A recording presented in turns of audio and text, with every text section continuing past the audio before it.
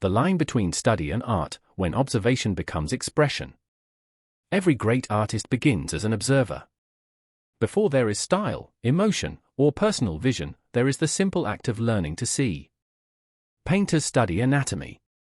Photographers study light. Sculptors study form. In the beginning, the goal is not self-expression but understanding. The artist trains the eye to recognize proportion, structure, balance, and detail. Yet at some point, something changes. The work is no longer only about recording what exists. It becomes about communicating what is felt. Observation slowly transforms into expression. Technical skill becomes artistic language. And the line between study and art begins to emerge. Throughout history, artists have spent countless hours studying the human figure. In classical academies, students drew from live models for years before creating their own major works. They measured proportions, analyzed muscle structures, and practiced capturing the body from every possible angle. These exercises were not intended for galleries or museums. They were tools for learning. The purpose of a study is accuracy. The artist seeks to understand reality as clearly as possible.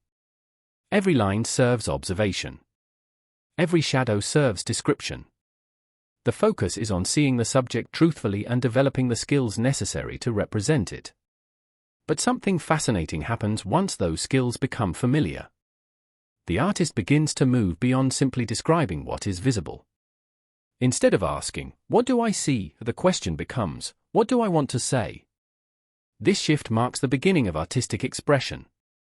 Imagine two artists standing before the same model under identical lighting conditions. Both possess excellent technical skills. Both understand anatomy and composition. Yet the images they create may look completely different. One artist may emphasize strength through dramatic shadows and bold shapes.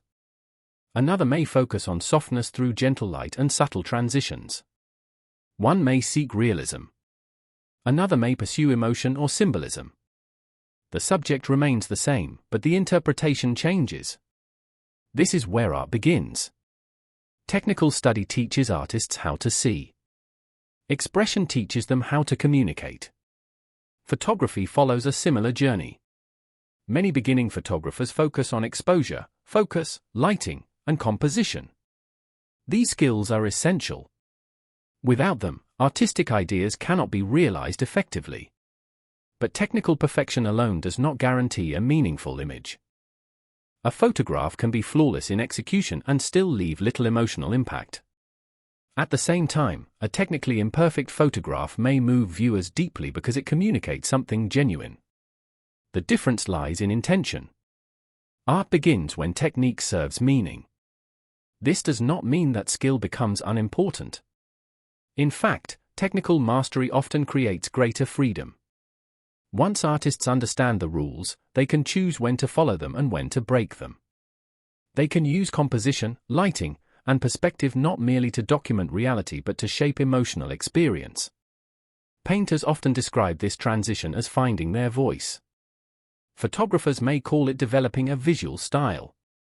Regardless of the term, the process involves moving beyond imitation and discovering a personal way of seeing the world.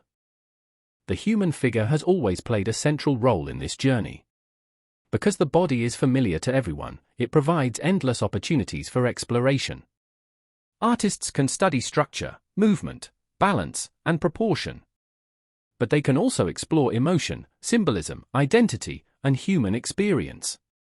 A figure study may begin as an exercise in anatomy.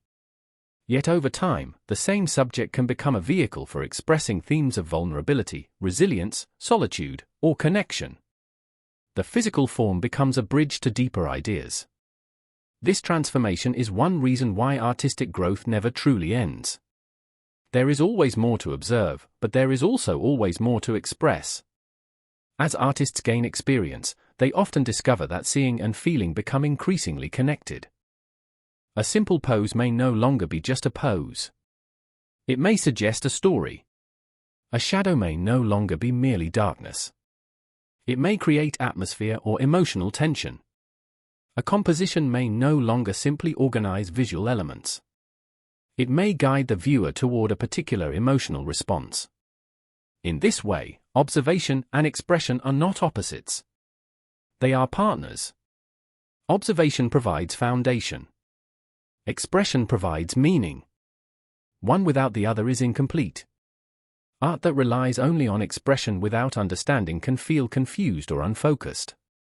Art that relies only on observation may feel technically impressive but emotionally distant.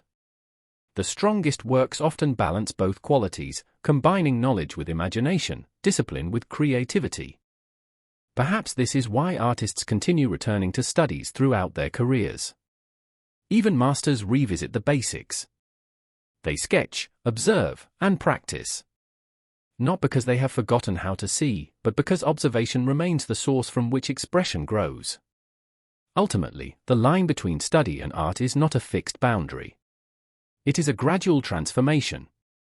It is the moment when skill becomes language, when observation becomes interpretation, and when looking becomes understanding.